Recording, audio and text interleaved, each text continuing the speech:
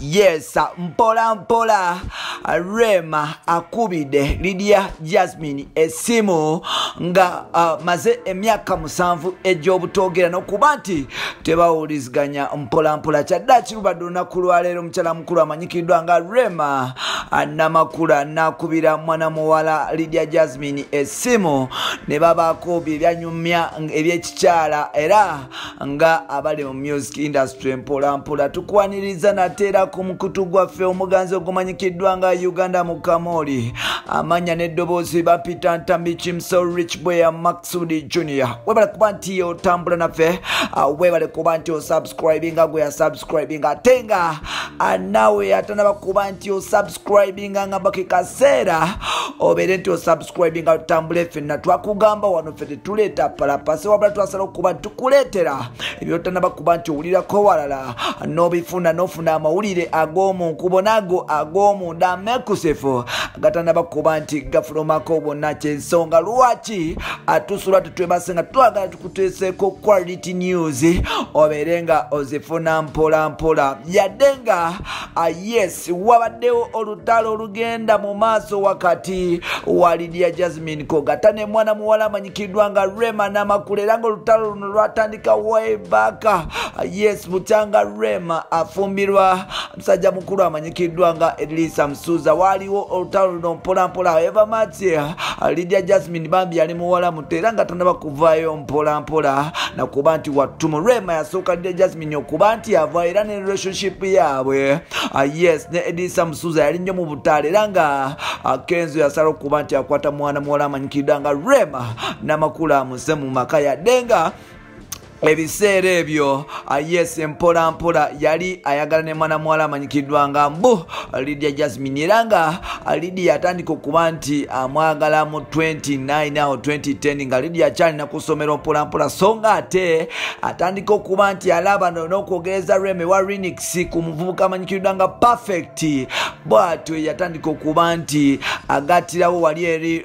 Kenzo mpola mpola nga Kenzo agenza okuba nti akola oluyimba lwe baluyita Zoom Perfect omu ku bayimbi abali aba Remix oba ku bayimbi ba Remix bw'atyo yatandika okuba nti ateekerawo Rema Namakula omusajja mukulu amanyikiddwa nga Eddie Kenzo era nga Perfect yakola kyamaanyi wano nno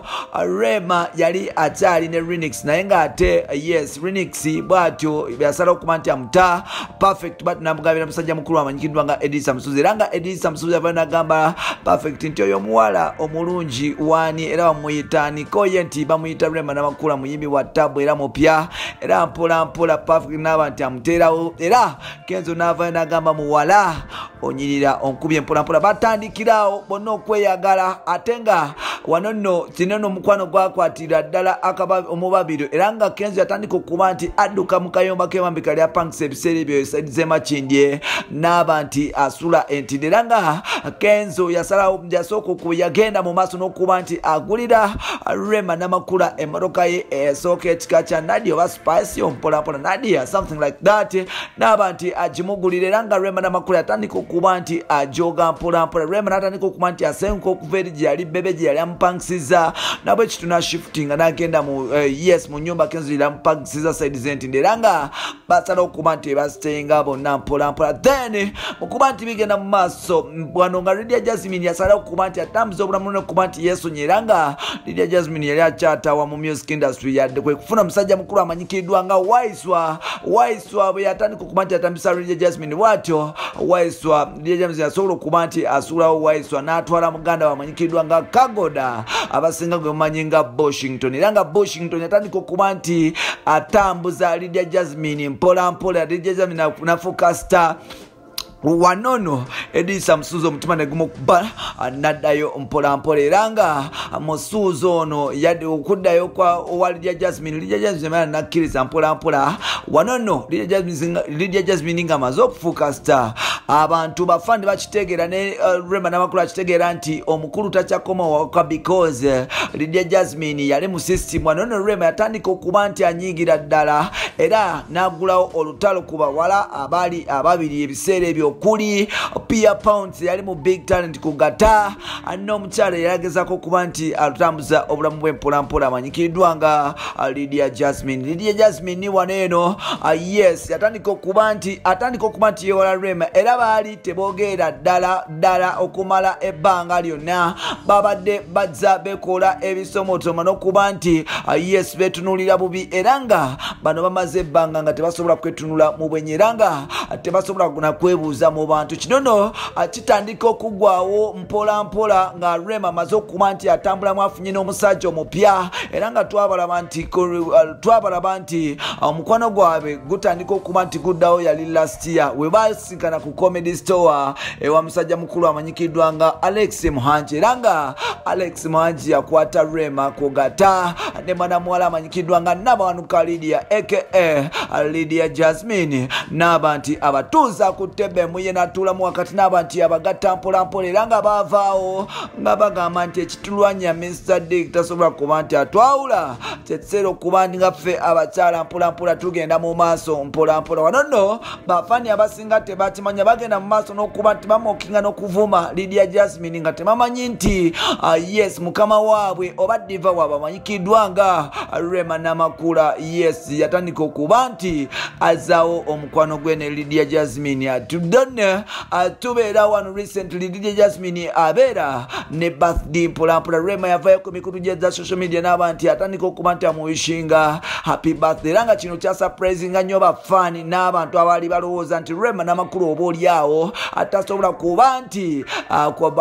asindikira birthday message oba obubaka bwa birthday Lydia Jasmine olw'okuba nti bwe yatabula amaka ge n'obufumbu bwe mpolampola bwe yali ayagala ennyo naye ng'ate Rema Kolo yalaga machuwa n'abakuba joka 1-2 n'abantu amuwishinga era ng'ebigambo bingi byasirika mpolampola wano nno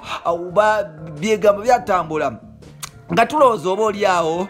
kigenda kuba nti kikoma just ku social media lubadde olunaku lwaleero bambe Rema Namakula akubidde muwala amanyikiddwa nga Lydia Jasmine esimu ne banyumya okumala 2 hours era nga bye banyumiza mu mboozi ze tugenda okuba nga tukutuusaako mu maaso awo mpolampola tugenda kubeera nga tubikuleetera